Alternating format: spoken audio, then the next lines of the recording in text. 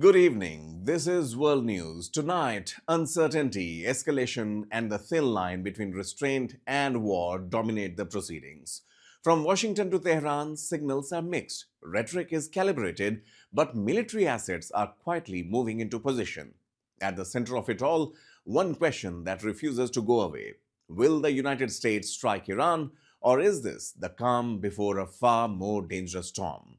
We begin with Washington, where words suggest caution but actions tell a different story. Will he or won't he? That's the question hanging over US President Donald Trump and a possible military strike on Iran. Publicly, Trump has hinted at restraint, saying he received assurances from, quote, very important sources on the other side, unquote, that the killings of protesters have stopped in Iran. But behind the scenes, the Pentagon is repositioning power. A US carrier strike group has been redirected from the South China Sea to the Central Command area, which includes West Asia. A move that takes days to execute and signals intent, not hesitation. Tensions in the Middle East are spiking to new heights. First, the USS Abraham Lincoln was sent west from the Indo-Pacific, fully armed with fighter jets, guided missile destroyers, and an attack submarine.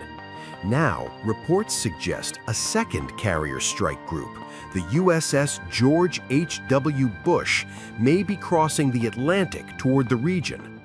Is the U.S. preparing for a major show of force or something even bigger? The Bush is a Nimitz-class nuclear-powered carrier home-ported in Norfolk, Virginia. It recently finished a major maintenance period and has been preparing for operations, including carrier qualifications. If deployed, it could position near Israel or transit the Suez Canal into the Red Sea, placing it close to Iranian waters. However, as of early January 2026, official sources have not confirmed this movement, and most tracking reports suggest the ship was still near Norfolk. Meanwhile, the Abraham Lincoln Strike Group is already moving toward the Middle East. Satellite data confirms its journey, which includes fighter jets, guided missile destroyers, and a stealthy attack submarine. The deployment comes amid mass protests in Iran and reports of the regime cracking down on civilians. U.S. officials have warned that further killings would have grave consequences. At an emergency UN Security Council meeting, Trump's envoy Mike Waltz said, "All options are on the table." The U.S. has reportedly received assurances that Tehran will not execute hundreds of arrested protesters, but Washington continues to issue warnings. Two carrier strike groups in the region. That's a signal that Washington is prepared for multiple contingencies. Some analysts warn it could be a deterrent meant to pressure Iran to halt violence. Others fear it could be a precursor to a military strike, given the timing of domestic unrest and the presence of highly capable U.S. naval forces. Is the U.S. simply flexing its muscle, or is a major attack on Iran imminent? One thing is clear: the world is watching, and any misstep could spark a regional crisis with global consequences. Stay tuned as we track the Abraham Lincoln and George H.W. Bush carriers and the escalating situation in Iran. When a government struggles to control unrest at home, it looks beyond its borders. Multiple reports now suggest Iran has brought in nearly 5,000 Iraqi militia fighters to suppress anti-government protests. These are not the routine enforcements. These are the groups that do not answer to Baghdad, but to Tehran. Many trained, armed, and coordinated by the Islamic Revolutionary Guard Corps. Take a look.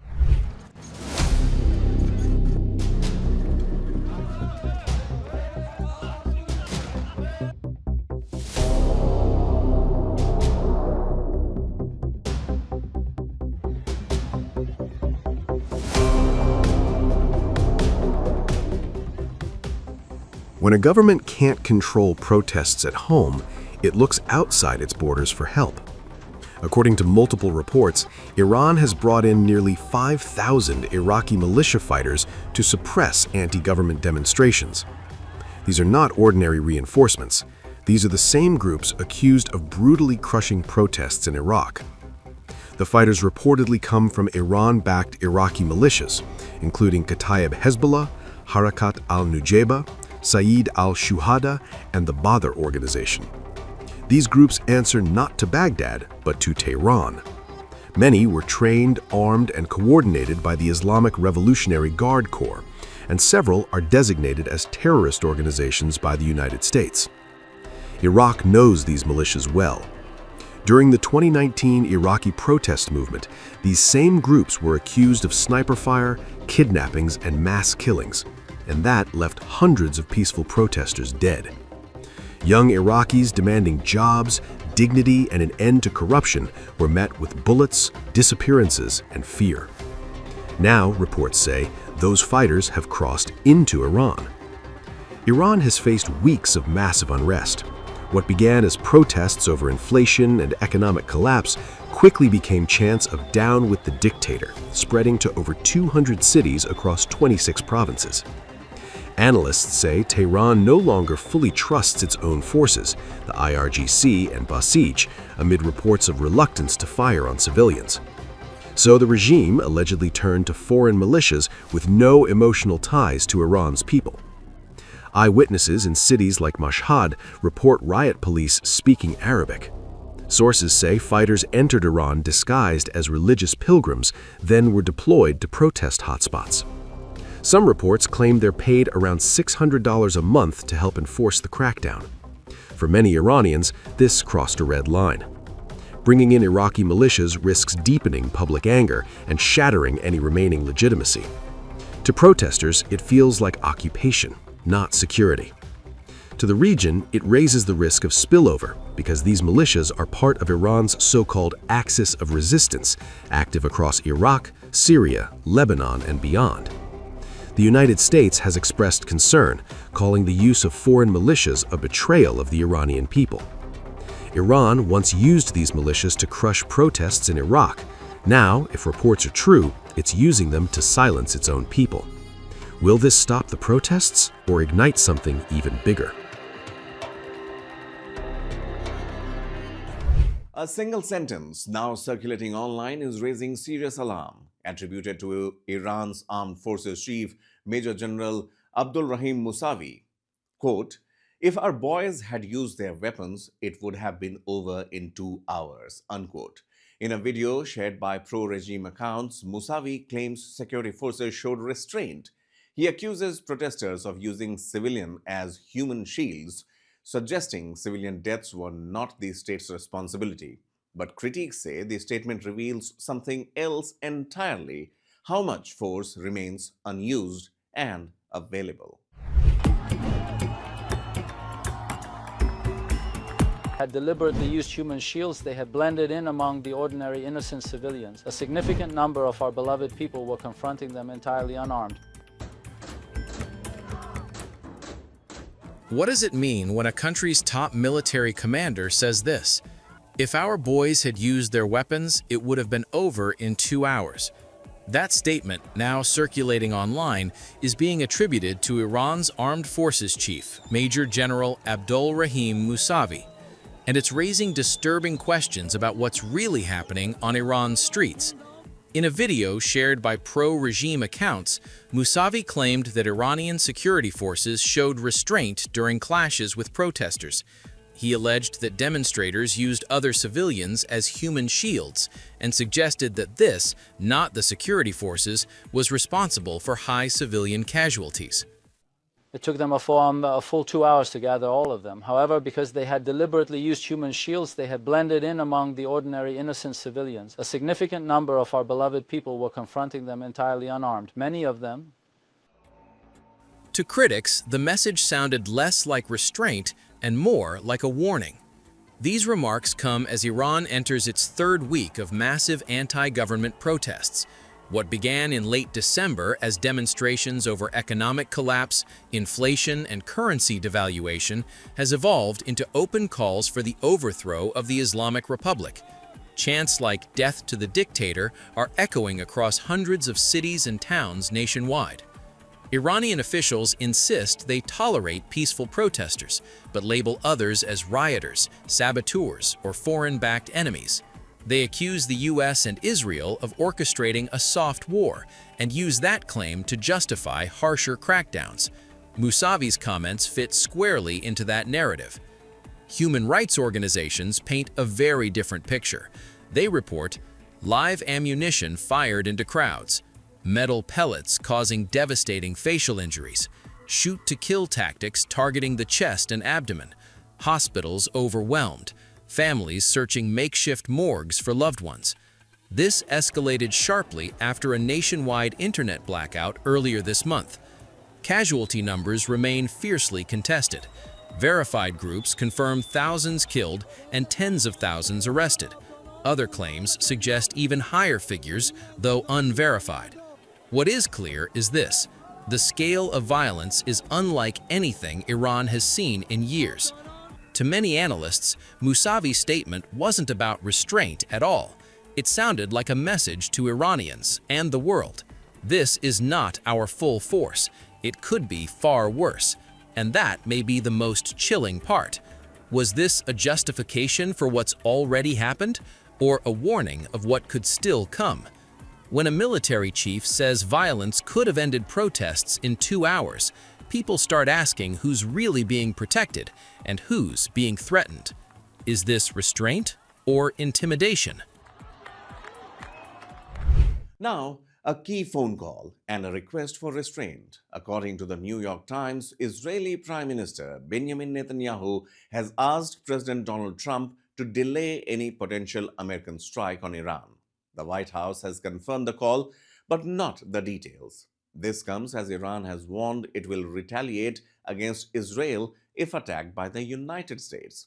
The timing of that conversation, before or after Trump's public softening, remains unclear.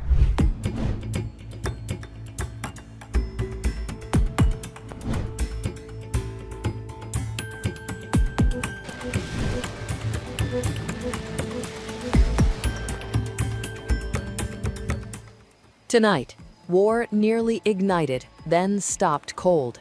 A U.S. strike on Iran was reportedly called off at the very last minute, with aircraft already repositioned and regional bases on high alert.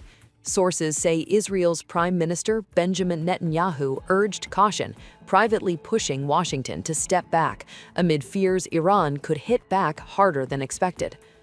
According to reports, Donald Trump nearly greenlit a strike late Wednesday night, only to pull the plug minutes before execution. Advisors warned they could not guarantee a decisive blow to Iran's leadership and that retaliation could overwhelm U.S. assets in the region. Israeli officials are said to be deeply uneasy.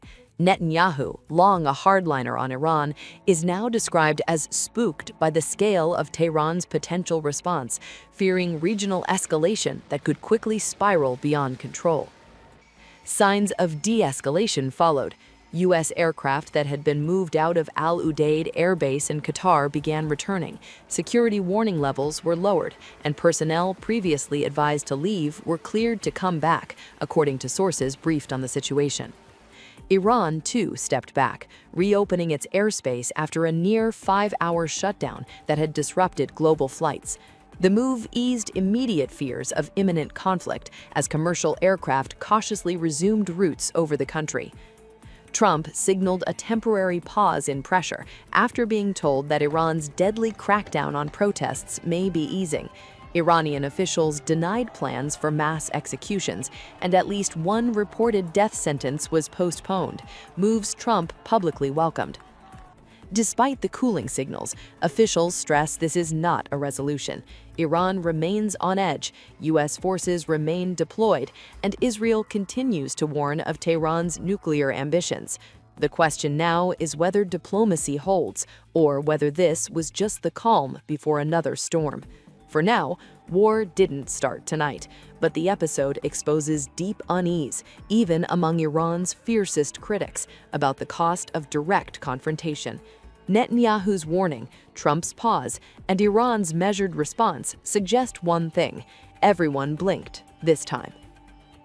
Jackie. Thank you, Caroline. I wanted to get the White House reaction to Iranian state TV broadcasting an implicit threat to the president's life. It was images of the assassination attempt in Butler, Pennsylvania, according to reports, with the message, "This time it will not go wrong." I have not seen that, to be honest with you, Jackie. We'll take a look, and I'll let the president and his national security team examine that footage to ensure its legitimacy. Again, I haven't seen it, so I can't comment on it. What I will say with respect to Iran is that the president and his team have communicated to the Iranian regime that if the killing continues, there will be grave consequences. And the president received a message, as he revealed to all of you and the whole world yesterday, that the killing and the executions will stop. And the president understands today that 800 executions that were scheduled and supposed to take place yesterday were halted. And so the president and his team are closely monitoring this situation, and all options remain on the table for the president. So, tonight, the picture is this. Aircraft carriers are moving, militias are crossing borders, and leaders are choosing words with care. Between restraint and retaliation, the space is narrow, and the cost of miscalculation could be global. That's world news for you. See you soon.